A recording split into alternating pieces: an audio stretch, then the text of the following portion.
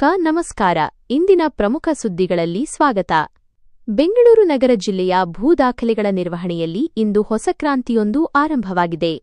ವರದಿಗಾರ ಹೌದು. ಬೆಂಗಳೂರು ನಗರ ಜಿಲ್ಲೆಯ ಉಪವಿಭಾಗಾಧಿಕಾರಿಗಳ ಕಚೇರಿಯಲ್ಲಿ ಇಂದು ಭೂ ದಾಖಲೆಗಳ ಡಿಜಿಟಲೀಕರಣಗೊಳಿಸುವ ಮಹತ್ವಾಕಾಂಕ್ಷೆಯ ಭೂ ಸುರಕ್ಷಾ ಯೋಜನೆಗೆ ಅಧಿಕೃತವಾಗಿ ಚಾಲನೆ ನೀಡಲಾಯಿತು.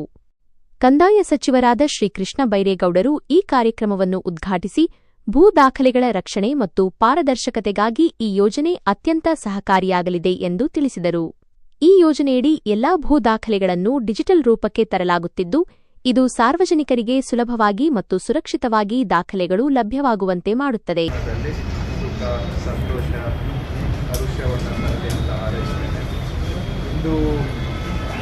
ಬೆಂಗಳೂರು ಜಿಲ್ಲೆ ವ್ಯಾಪ್ತಿಯಲ್ಲಿ ಬೆಂಗಳೂರು ಉತ್ತರ ಮತ್ತು ದಕ್ಷಿಣ ಉಪವಿಭಾಗ ಅಧಿಕಾರಿಗಳು ಎಸಿ ಆಫೀಸರ್ಸ್ನಲ್ಲಿ ಭೂ ಸುರಕ್ಷಾ ಯೋಜನೆ ಅಡಿಯಲ್ಲಿ ಮೂಲ ದಾಖಲೆಗಳನ್ನು ಗಣಕೀಕರಣ ಮಾಡುವಂಥ ಕಾರ್ಯಕ್ರಮಕ್ಕೆ ಭೂ ಸುರಕ್ಷಾ ಯೋಜನೆ ಅಡಿಯಲ್ಲಿ ಚಾಲನೆಯನ್ನು ಕೊಟ್ಟಿದ್ದೇವೆ.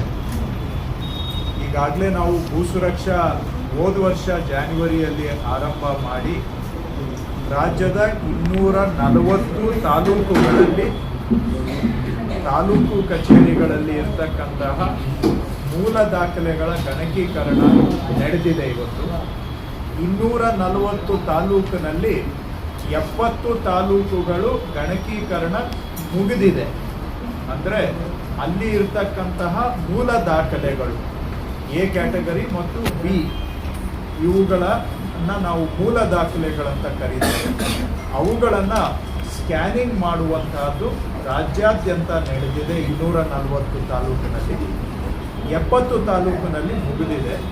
ಬಹುಶಃ ಇನ್ನೊಂದು 3-4 ತಿಂಗಳಲ್ಲಿ ಎಲ್ಲ 240 ತಾಲೂಕಿನಲ್ಲೂ ಕೂಡ ಸ್ಕ್ಯಾನಿಂಗ್ ಮುಗಿಸುವಂಥ ಗುರಿಯನ್ನು ನಾವು ಹಮ್ಮಿಕೊಂಡಿದ್ದೇವೆ. ಈಗಾಗಲೇ ಸುಮಾರು 62 ಕೋಟಿ ಪುಟಗಳನ್ನು ಸ್ಕ್ಯಾನಿಂಗ್ ಮಾಡಲಾಗಿದೆ. ಒಟ್ಟು 100 ಕೋಟಿ ಪುಟಗಳು ಅಂದಾಜು ಸ್ಕ್ಯಾನಿಂಗ್ ಮಾಡಬೇಕಾಗಬಹುದು ಅಂತ ನಾವು ಅಂದಾಜು ಮಾಡಿದ್ದೇವೆ. ಆ 100 ಕೋಟಿ ಪುಟಗಳಲ್ಲಿ 62 ಕೋಟಿ ಪುಟ ಈಗಾಗಲೇ ಸ್ಕ್ಯಾನಿಂಗ್ ಆಗಿದೆ.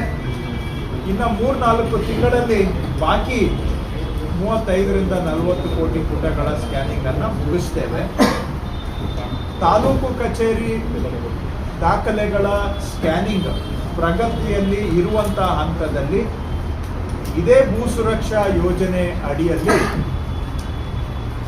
ಉಪವಿಭಾಗ ಅಧಿಕಾರಿಗಳು ಅಂದರೆ ಎಸಿ ಕಚೇರಿ ಮತ್ತು ಜಿಲ್ಲಾಧಿಕಾರಿಗಳ ಕಚೇರಿ DC ಅವರ ಆಫೀಸ್ನಲ್ಲಿರ್ತಕ್ಕಂತಹ ಮೂಲ ಕಡತಗಳನ್ನು ಕೂಡ ಅವುಗಳನ್ನು ಸ್ಕ್ಯಾನಿಂಗ್ ಮಾಡಬೇಕು ಅಂತ ತೀರ್ಮಾನ ಮಾಡಿ ಈಗಾಗಲೇ ಕಳೆದ ತಿಂಗಳಿನಿಂದ ಅದನ್ನು ಆರಂಭ ಮಾಡಿದ್ದೇವೆ. ಇವತ್ತು ಬೆಂಗಳೂರು ಎಸಿ ಕಚೇರಿಗಳಲ್ಲಿ ಸಾಂಕೇತಿಕವಾಗಿ ಚಾಲನೆ ಕೊಡೋದರ ಮುಖಾಂತರ ಇಡೀ ರಾಜ್ಯಾದ್ಯಂತ ಎಲ್ಲ ಎಸಿ ಮತ್ತು DC ಆಫೀಸಿನ ಕಂದಾಯ ದಾಖಲೆಗಳನ್ನು ಗಣಕೀಕರಣ ಮಾಡುವಂತಹದ್ದು ಸ್ಕ್ಯಾನಿಂಗ್ ಮಾಡೋದಕ್ಕೆ ಇವತ್ತು ಸಾಂಕೇತಿಕವಾಗಿ ಬೆಂಗಳೂರಿನಿಂದ ಚಾಲನೆಯನ್ನು ಕೊಟ್ಟಿದ್ದೇವೆ.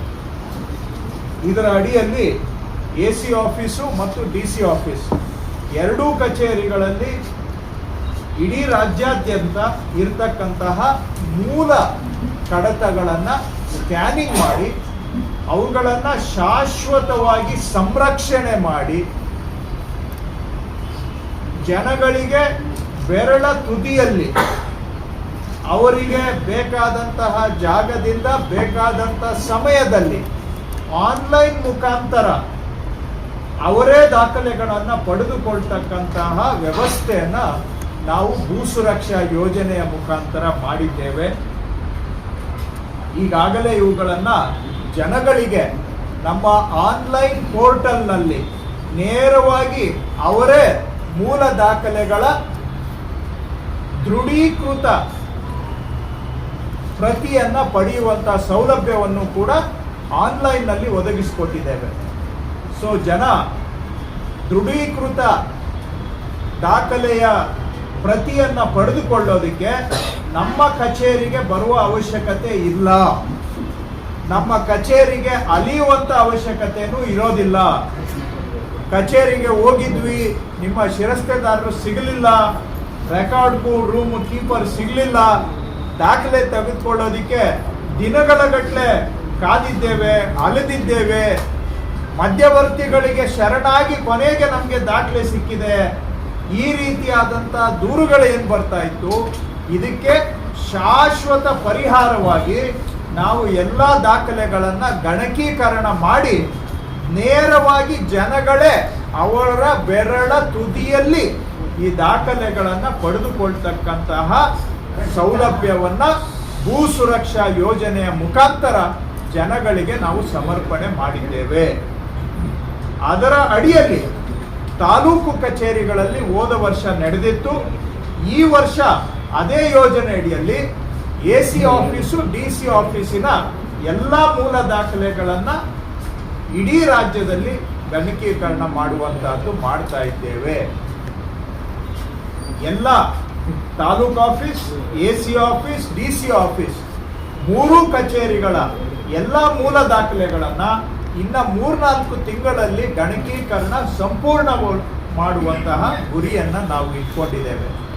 ಒಟ್ಟು ಯೋಜನೆಗೆ ಸುಮಾರು 150 ಕೋಟಿ ರೂಪಾಯಿ ವೆಚ್ಚ ಆಗಬಹುದು ಅಂತ ನಾವು ಅಂದಾಜು ಮಾಡಿದ್ದೇವೆ. ಈಗಾಗಲೇ ಹತ್ತಿರ ಸುಮಾರು 100 ಕೋಟಿ ರೂಪಾಯಿ ವೆಚ್ಚ ಮಾಡಿದ್ದೇವೆ. ಇದಕ್ಕೆ ಬೇಕಾದಂಥ ಅನುದಾನನೂ ಕೂಡ ಲಭ್ಯ ಇದ್ದು, ಇದನ್ನು ಮಾಡುವುದರಿಂದ ಹಳೇ ದಾಖಲೆಗಳು ಶಿಥಿಲಾವಸ್ಥೆಯಲ್ಲಿರ್ತಕ್ಕಂಥವು, ಯಾಕೆಂದರೆ 100-200 ವರ್ಷದ ಹಳೆಯ ದಾಖಲೆಗಳು ಕೂಡ ನಮ್ಮ ದಾಖಲಾ ಆಲಯದಲ್ಲಿ ಇದ್ದಾವೆ, ರೆಕಾರ್ಡ್ ರೂಮಲ್ಲಿ ಇದ್ದಾವೆ. ಅವುಗಳನ್ನು ನಾವು ಈಗ ಸ್ಕ್ಯಾನಿಂಗ್ ಮಾಡಿ ಸಂರಕ್ಷಣೆ ಮಾಡಲಿಲ್ಲ ಅಂತ ಹೇಳಿದ್ರೆ ಅವು ಪುಡಿಯಾಗಿ ನಾಳೆ ಹಾಳಾಗಿ ಜಮೀನಿನ ಮಾಲೀಕತ್ವದ ವಿಷಯಗಳು ಗೊಂದಲದ ಗೂಡಾಗುವಂಥ ಸಾಧ್ಯತೆ ಇರುತ್ತೆ. ಈ ಸ್ಕ್ಯಾನ್ ಮಾಡಿ ಸಂರಕ್ಷಣೆ ಮಾಡೋದ್ರಿಂದ ಜಮೀನಿನ ಮೂಲ ದಾಖಲೆಯ ಮಾಲೀಕತ್ವದ ಖಾತರಿ ಸಂರಕ್ಷಣೆ ಮಾಡಿ ಅವರಿಗೆ ಖಾತ್ರಿ ಕೊಡಲಿಕ್ಕೆ ಸಾಧ್ಯ ಆಗುತ್ತೆ. ಎರಡನೇದು, ಜನ ಈ ದಾಖಲೆಗಳನ್ನು ಪಡ್ಕೊಳ್ಬೇಕಾದ್ರೆ ನಮ್ಮ ಕಚೇರಿಗಳಿಗೆ ಅಲಿಬೇಕಾಗಿತ್ತು. ಕೆಲವೊಂದು ಸಂದರ್ಭದಲ್ಲಿ ಕೆಲವೊಂದು ಕಚೇರಿಗಳಲ್ಲಿ, ಎಲ್ಲ ಕಡೆ ಅಲ್ಲ, ಕೆಲವು ಕಡೆ ಮಧ್ಯವರ್ತಿಗಳ ಹಾವಳಿನೂ ಜಾಸ್ತಿ ಆಗಿದೆ ಅಂತ ದೂರಿತ್ತು. ಈಗ ನಮ್ಮ ಈ ಭೂ ಸುರಕ್ಷಾ ಆನ್ಲೈನ್ ಪೋರ್ಟಲಲ್ಲಿ ಅವರು ಬೇಕಾದಂಥ ಕಾಪಿಯನ್ನು ಅವರೇ ಹುಡುಕಿ ಸರ್ಟಿಫೈಡ್ ಕಾಪಿಯನ್ನು ಆನ್ಲೈನಲ್ಲೇ ತಗೊಳ್ಬೋದು. ಯಾವ ಕಚೇರಿಗೆ ಬರೋ ಅವಶ್ಯಕತೆಯೂ ಇರೋದಿಲ್ಲ. ಜನಗಳ ಬೆರಳ ತುದಿಯಲ್ಲಿ ಎನಿ ಟೈಮ್ ಎನಿವೇರ್ ದಾಖಲೆಗಳನ್ನು ಅವರೇ ಪಡ್ಕೊಳ್ಬೋದು. ನಮ್ಮ ಕಚೇರಿಗೆ ಬರೋ ಅವಶ್ಯಕತೆ ಇರೋದಿಲ್ಲ. ಮೂರನೇದು, ಇದು ಈ ಹಿಂದೆ ದಾಖಲೆಗಳು ಕಳೆದು ಹೋಗುವಂತಹದ್ದು ಸರ್ವೇ ಸಾಮಾನ್ಯ ಆಗ್ಬಿಟ್ಟು ಅದು ನಿಜವಾಗಿ ಕಳೆದು ಹೋಗಿತ್ತೋ ಅಥವಾ ಇಲ್ಲದೇನೆ ಸುಮ್ಮನೆ ಕಳೆದೋಗಿದೆ ಅಂತ ದೂರ ಹೇಳ್ತಾರೋ, ಎರಡನ್ನೂ ಇತ್ಯರ್ಥ ಮಾಡೋದಕ್ಕೆ ಆಗದೆ ಇವತ್ತು ಮಾಲೀಕತ್ವ ಗೊಂದಲದ ಗೂಡಾಗ್ಬಿಟ್ಟಿದೆ. ಎಷ್ಟೋ ಕಡತಗಳು ಕಣ್ಮರೆ ಆಗೋದ್ರಿಂದ ಮೂಲ ಮಂಜೂರಿ ದಾಖಲೆಗಳಿರೋದಿಲ್ಲ, ಇಲ್ಲ AC ಆಫೀಸ್ ಆರ್ಡರ್ ಕಾಪಿ ಸಿಗೋದಿಲ್ಲ, DC ಆಫೀಸಲ್ಲಿ ಫೈಲ್ ಕಳೆದೋದ್ರೆ ಇವೆಲ್ಲದ್ರಿಂದನೂ ಕೂಡ ಜಮೀನಿನ ಮಾಲೀಕತ್ವ ಅದಕ್ಕೆ ಒಂದು ಗ್ಯಾರಂಟಿ ಇಲ್ಲದೆ ಗೊಂದಲದ ಗೂಡಾಗಿರುವಂತಹದನ್ನ ಪರಿಹಾರ ಮಾಡಬೇಕು ಅಂತೇಳಿ ವ್ಯಾಜ್ಯಗಳನ್ನು ಕಡಿಮೆ ಮಾಡಬೇಕು, ಭ್ರಷ್ಟಾಚಾರ ಕಡಿಮೆ ಮಾಡಬೇಕು ಅಂತೇಳಿನೂ ಕೂಡ ಈ ಸ್ಕ್ಯಾನಿಂಗ್ ಪ್ರಕ್ರಿಯೆಯನ್ನು ಮಾಡಿ ಇವುಗಳಿಂದ ಮುಂದೆ ಕಳೆದು ಹೋಗಬಹುದಾದಂತಹ ಸಾಧ್ಯತೆಗಳನ್ನು ಅದನ್ನು ನಿರ್ನಾಮ ಮಾಡಿ ಯಾವುದೇ ದಾಖಲೆ ಕಳೆದು ಹೋಗಬಾರದು, ಕಣ್ಮರೆ ಆಗಬಾರದು, ಆ ರೀತಿಯಾಗಿ ಸಂರಕ್ಷಣೆ ಮಾಡೋದ್ರಿಂದ ಸಾಧ್ಯ ಇದೆ. ನಾಲ್ಕನೇದು, ರೆಕಾರ್ಡ್ಗಳನ್ನು ತಿದ್ದೋದು, ಫೋರ್ಜರಿ ಮಾಡೋದು, ನಕಲು ಮಾಡೋದು ಕೂಡ ಕೆಲವು ಭಾಗಗಳಲ್ಲಿ ನಡೆದಿದೆ. ಈ ಸ್ಕ್ಯಾನಿಂಗ್ ಒನ್ ಟೈಮ್ ಮಾಡೋದ್ರಿಂದ ಕನಿಷ್ಠ ಇನ್ನು ಮುಂದೆ ಯಾರೂ ಕೂಡ ಫೋರ್ಜರಿ ಮಾಡೋಕ್ಕಾಗಲ್ಲ, ನಕಲು ಮಾಡೋದಕ್ಕೆ ಆಗೋದಿಲ್ಲ, ಹಾಗೆ ಕಳೆದಾಕ್ಲಿಕ್ಕೂ ಧ್ವಂಸ ಮಾಡಲಿಕ್ಕೂ ಕೂಡ ಸಾಧ್ಯ ಇಲ್ಲ. ಸೊ ಆ ಫೋರ್ಜರಿಯಿಂದ ಏನು ಫ್ರಾಡ್ ಆಗ್ತಾ ಇತ್ತು ಅದನ್ನು ಕೂಡ ತಪ್ಪಿಸುವಂಥ ಉದ್ದೇಶ ಹೊಂದಿದೆ. ಸೊ ಈ 4 ಉದ್ದೇಶಗಳನ್ನ ಇಟ್ಕೊಂಡು ಜಮೀನಿನ ಮಾಲೀಕತ್ವಕ್ಕೆ ಒಂದು ಖಚಿತತೆ ಬರಬೇಕು ಅಂತೇಳಿ ಎಲ್ಲ ಮೂಲ ದಾಖಲೆಗಳನ್ನ ಸ್ಕ್ಯಾನಿಂಗ್ ಮಾಡುವಂತಹದನ್ನ ಭೂ ಸುರಕ್ಷಾ ಯೋಜನೆ ಅಡಿ ನಾವು ಮಾಡ್ತಾ ಇದ್ದೇವೆ. ಈಗಾಗಲೇ 70 ತಾಲೂಕಲ್ಲಿ ಪೂರ್ಣ ಆಗಿದೆ. ಒಂದೆರಡು ಜಿಲ್ಲೆಗಳಲ್ಲಿ ಇಡೀ ಜಿಲ್ಲೆಯ ಎಲ್ಲ ತಾಲೂಕು